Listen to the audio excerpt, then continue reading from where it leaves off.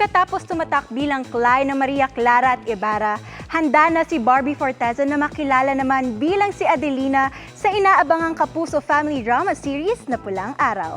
Makichika tayo kay Aubrey Carampel. Kinikilig si Kapuso primetime princess Barbie Forteza sa pag-award sa kanya ng Box Office Entertainment Awards 2024 bilang Best Actress para sa kanyang pagganap sa Maria Clara at Ibarra. Tumatak daw talaga sa kanya ang Kapuso series at hanggang ngayon tinatawag pa rin siyang Cly ng mga tao. Nakakataba ng puso dahil nakikilala yung trabaho ko, hindi ba? And also, ang laki rin talaga na naging impact ng Maria Clara at Ibarra dahil napaka-importante rin talaga niyang proyekto.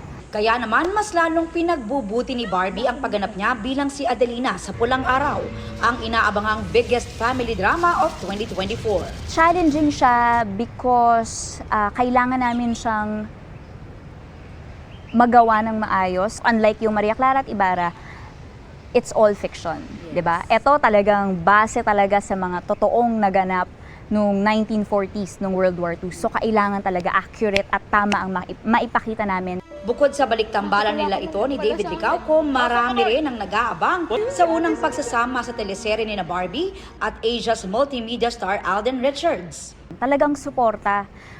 Pagka may kailangan na umpisa pa lang ng eksena, kailangan ko nang umiyak, automatic kay Alden yun, nahahawakan niya yung kamay ko.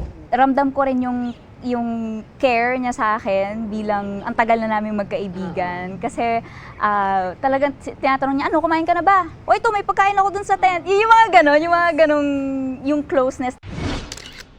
And speaking of friendship, newfound friend naman daw ni Barbie ang Kapuso Prime Gem na si Bianca Umali.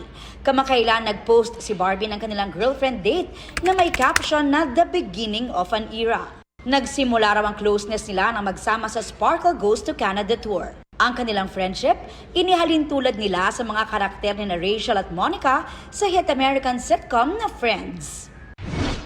Sabi nga namin parang ayaw namin masyadong i-showbiz yung friendship namin. Kasi para sa akin, si Bianca talaga ay isa sa mga totoong taong nakilala ko at naging kaibigan ko. So, excited na rin daw si Barbie na ipalabas ang rom-com film nila ni David na That Kind of Love na magpi-premiere sa Jinseo Film Festival sa Japan.